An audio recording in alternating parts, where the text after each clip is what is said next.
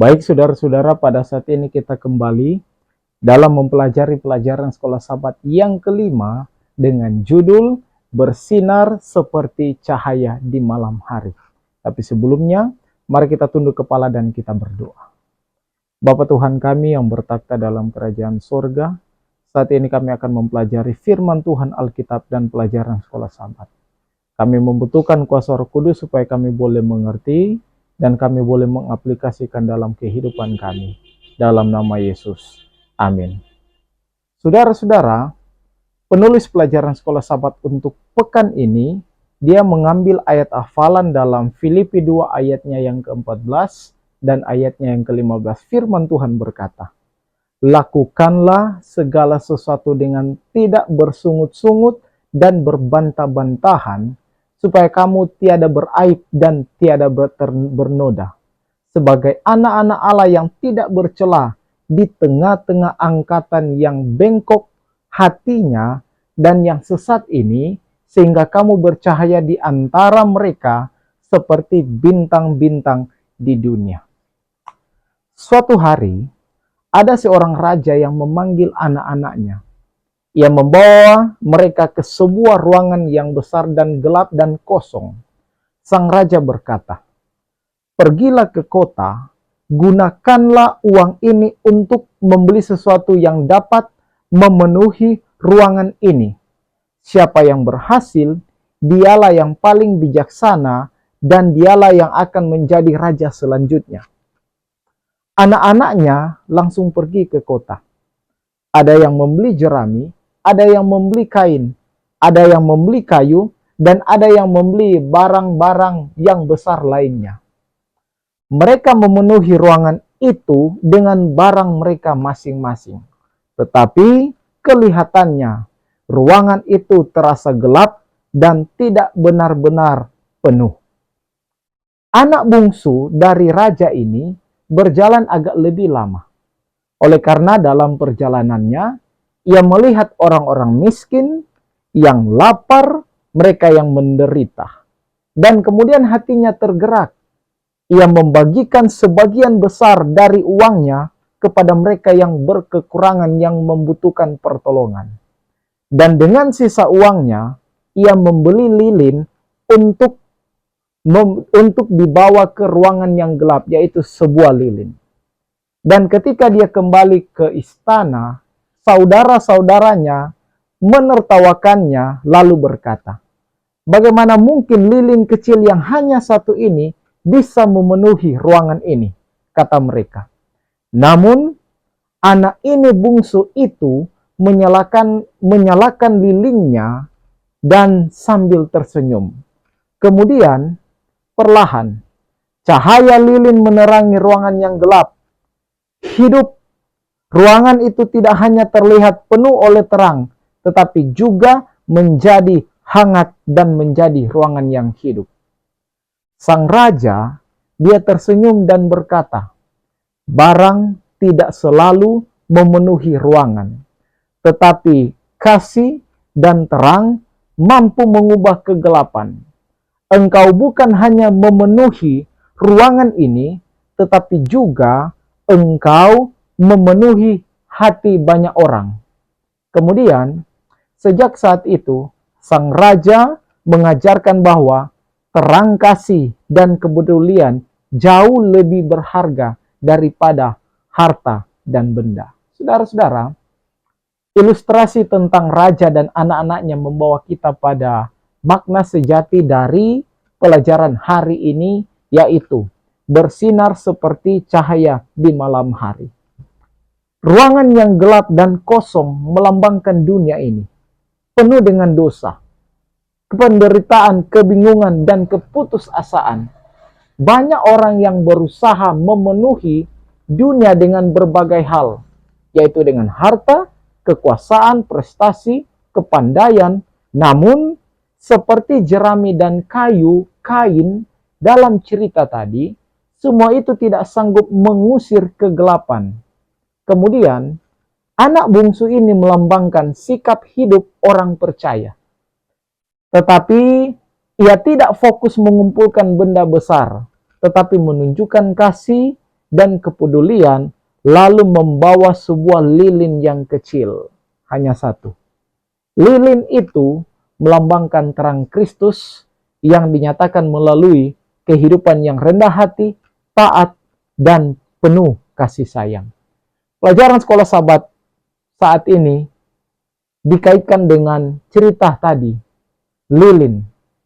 Ketika lilin itu dinyalakan, kegelapan sirna. Ruangan menjadi terang, hangat, dan hidup. Inilah yang menjadi gambaran dalam Filipi 2 ayat 14 dan ayatnya yang ke-15. Yaitu, umat Allah dipanggil untuk hidup tanpa bersungut-sungut dan berbantah-bantahan, sehingga mereka boleh bersinar seperti bintang-bintang di tengah dunia yang gelap. Pelajaran sekolah Sabat ini, minggu ini mengingatkan kita bahwa Allah tidak memanggil kita untuk memenuhi dunia dengan kehebatan diri, melainkan untuk memancarkan terang Kristus melalui kehidupan sehari-hari. Seperti lilin kecil di ruangan yang gelap. Hidup yang taat, penuh kasih, dan rendah hati mungkin terlihat sederhana, tetapi memiliki kuasa besar untuk membawa terang, harapan, dan kehidupan bagi banyak orang. Pelajaran sekolah Sabat di hari Minggu dengan judul kita mempraktikkan apa yang Allah tanamkan dalam diri kita. Saudara-saudara, dalam pelajaran sekolah Sabat ini, Rasul Paulus menegakkan bahwa setelah keselamatan dinyatakan melalui kehidupan dan salib Kristus, iman itu harus nyata dalam kehidupan sehari-hari. Jemaat Filipi dikenal mereka ini taat sejak awal ketika mereka menerima Injil, itu ada dalam Kisah Para Rasul pasalnya yang ke-16. Dan pada saat Rasul Paulus mendorong mereka untuk terus hidup dalam ketaatan tersebut. Itulah sebabnya ada dalam Alkitab ada ungkapan seperti begini, kerjakanlah keselamatanmu. Dalam pelajaran sekolah Sabat juga disinggung. Bukan berarti manusia menyelamatkan diri melalui perbuatan, melainkan menekankan tanggung jawab orang percaya untuk menghidupi keselamatan yang telah Allah anugerahkan.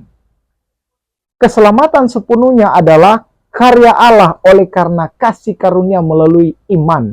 Roma 3 ayat 23 sampai 24, Efesus 2 ayatnya yang ke-8 sampai ayatnya yang ke-10. Sementara perbuatan baik adalah buah dari karya Roh Kudus dalam diri orang percaya.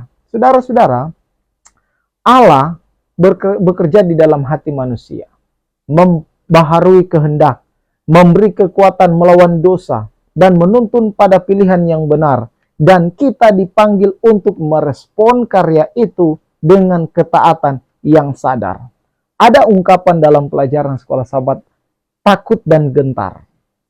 Ini bukan ketakutan akan hukuman, melainkan sikap hormat, rendah hati, dan peka terhadap hadirat Allah. Dalam pelajaran sehari-hari. Pelajaran ini, saudara-saudara, diterapkan ketika kita membiarkan Roh Kudus membentuk karakter kita. Menjadikan iman nyata melalui tindakan kasih, integritas, dan ketaatan. Sehingga hidup kita mencerminkan keselamatan yang telah Allah tanamkan di dalam diri kita.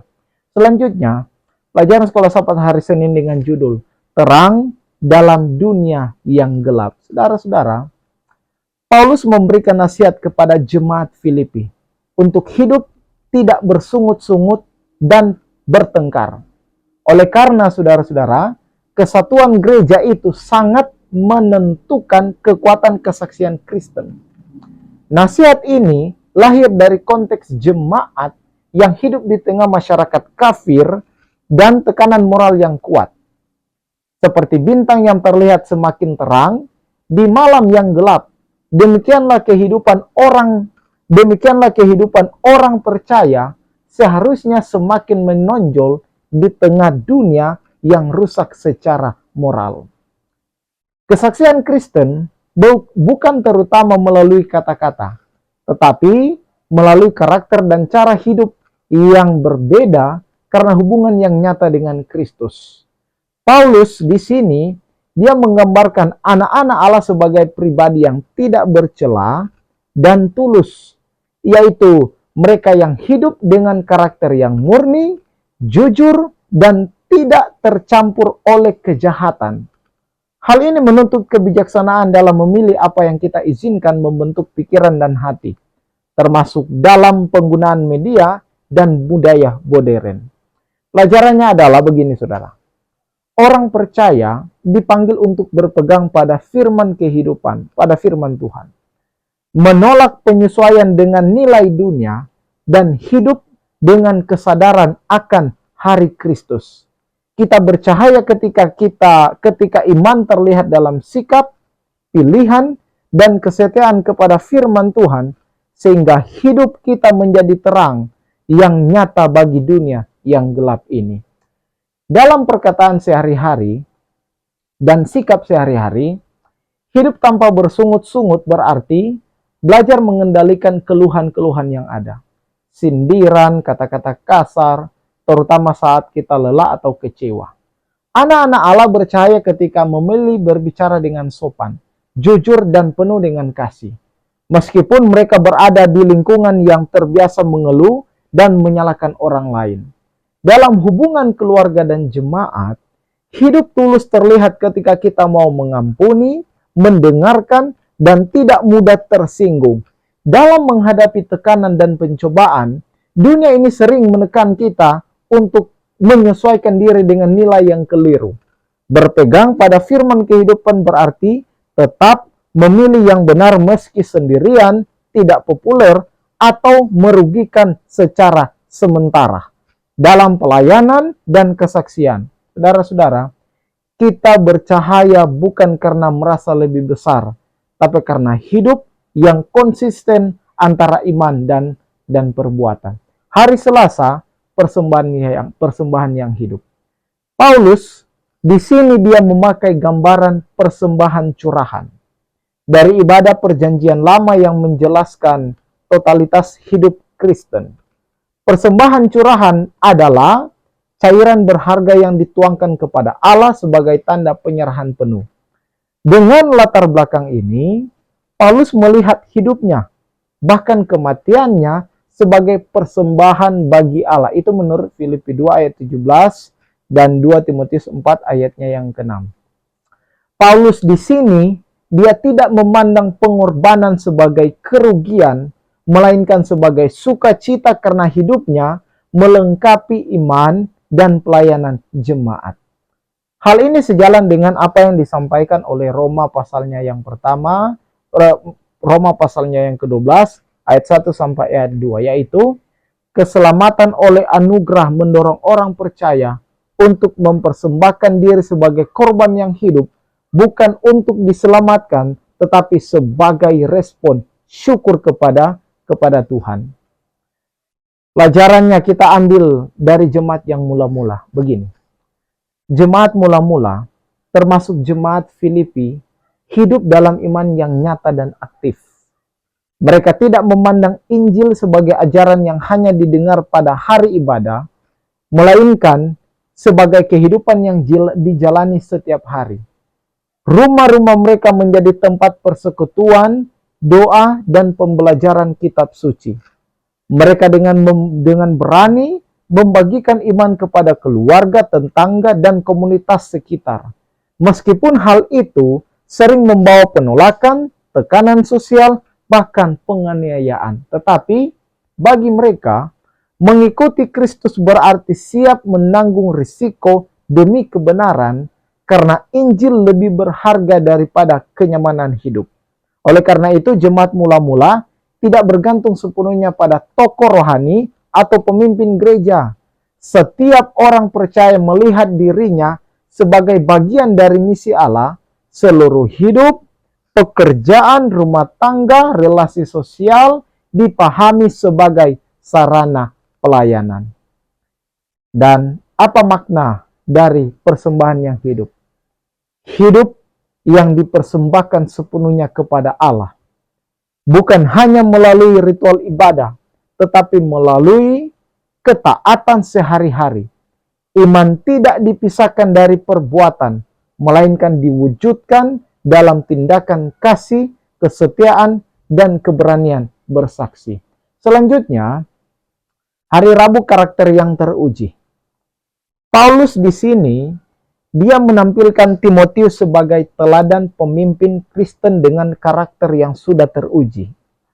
Bukan hanya karena kemampuannya, tetapi karena kesetiaan dan ketulusannya dalam pelayanan. Timotius ini, saudara-saudara, dia adalah rekan dekat Paulus yang telah melayani banyak jemaat, banyak tempat, yaitu di Makedonia, di Korintus, Efesus. Dan terbukti Timotius ini, dia sehati dan sepikir dengan Paulus. Dia memiliki komitmen yang sama kepada Kristus, Injil, dan kepedulian terhadap jemaat atau sesama. Itu ada dalam Filipi 2 ayatnya yang ke-20 sampai ayatnya yang ke-22. Hubungan ini menunjukkan bahwa karakter Kristen dibentuk melalui perjalanan panjang dalam pelayanan, bukan secara instan. Istilah kata teruji menggambarkan seseorang yang telah melewati tekanan, penderitaan, dan ujian hidup sebagai imannya terbukti asli. Sedangkan karakter sejati terlihat bukan saat keadaan mudah, tetapi ketika seseorang tetap setia, tetap rendah hati, dan tulus di tengah-tengah kesulitan hidup. Ellen White berkata, cobaan hidup adalah disiplin rohani yang membentuk sifat Kristus dalam kehidupan. Kesabaran, kelemah lembutan, dan kebaikan yang membedakan orang percaya dari dunia. Saudara-saudara, pelajaran ini mengajarkan bahwa tantangan hidup sehari-hari adalah sarana Allah membentuk karakter kita. Ketika kita luka, dikritik, dan ketidakadilan dihadapi dengan kesabaran dan kasih, iman kita menjadi matang. Hidup Kristen yang dewasa tidak diukur dari seberapa banyak kita tahu, tetapi dari bagaimana kita bereaksi dalam tekanan. Dengan menyerahkan kesulitan kepada Tuhan, pengalaman pahit pun dapat menjadi alat pembentukan karakter yang semakin serupa dengan Kristus. Selanjutnya hari Kamis, dengan judul, hormatilah orang-orang seperti dia. Nah, pelajaran untuk hari Kamis ini, Paulus, kalau tadi Timotius ini Epafroditus. Dia ini sebagai teladan pekerja Kristen yang setia dan rela berkorban. Epafroditus ini adalah seorang petobat dari latar belakang penyembahan berhala yang kemudian menjadi teman sekerja dan teman seperjuangan dari Rasul Paulus. Ia diutus oleh jemaat Filipi sebagai utusan gereja untuk melayani Paulus di penjara, membawa bantuan keuangan, dan memenuhi kebutuhan praktisnya. Dalam situasi penjara Romawi yang keras, pelayanan ini bukan hal sepele, karena menuntut keberanian, kesetiaan, dan pengorbanan besar, bahkan hingga mempertaruhkan nyawanya. Paulus di sini menekankan bahwa Epafroditus patut dihormati karena jabatannya, bukan karena jabatannya, kekayaan, atau status sosial, melainkan karena karakternya yang mencerminkan teladan Kristus, kerendahan hati, ketaatan, dan pengorbanan diri. Itu ada dalam Filipi 2 ayatnya yang ke-6 sampai ayatnya yang ke-11. Istilah dihormati yang digunakan oleh Paulus itu sejajar dengan penghormatan yang diberikan kepada hamba yang setia dan bahkan kepada Kristus sendiri, menunjukkan bahwa kesetiaan dalam pelayanan sederhana memiliki nilai rohani yang sangat tinggi di mata Allah. Dari pelajaran ini, mengajarkan bahwa kita sebagai gereja, sebagai anggota gereja atau jemaat, perlu menghargai orang-orang yang melayani dengan setia di balik layar. Kita dipanggil untuk menghormati mereka yang rela berkorban waktu, tenaga, dan kenyamanan demi melayani Tuhan dan melayani sesama. Epafroditus mengingatkan kita bahwa kebesaran sejati dalam iman Kristen tidak diukur dari popularitas, tetapi dari kesediaan untuk melayani dengan kasih, dengan setia dan rela berkorban seperti Yesus Kristus. Kesimpulan. Pertama, keselamatan adalah karya Allah yang dinyatakan melalui ketaatan hidup. Iman sejati terlihat dalam kehidupan yang taat dan bertumbuh setiap hari. Yang kedua, kesatuan dan karakter yang murni membuat umat Tuhan bersinar. Hidup tanpa bersungut-sungut dan berpegang pada firman menjadikan gereja terang di dunia ini. Yang ketiga, hidup Kristen adalah persembahan yang hidup. Orang percaya dipanggil untuk menyerahkan diri, waktu, dan sumber daya bagi kerajaan Allah. Dan yang keempat, yang terakhir, kesetiaan dalam penderitaan membentuk karakter Kristus. Teladan Timotius dan Epafroditus menunjukkan bahwa kerendahan hati dan pengorbanan layak untuk memperoleh penghormatan. Terima kasih, Tuhan memberkati. Kita berdoa. Bapa di surga, kami telah mempelajari firman Tuhan, pelajaran sekolah Sabat. Tuhan tolong dengan kuasa Roh Kudus, apa yang telah kami pelajari boleh berguna dalam kehidupan kami, kerohanian kami. Kami boleh memperhatikan apa yang firman Tuhan katakan, dan kami tetap setia di hadapan Tuhan. Terima kasih Bapa di surga, ini doa kami dalam nama Yesus. Amin.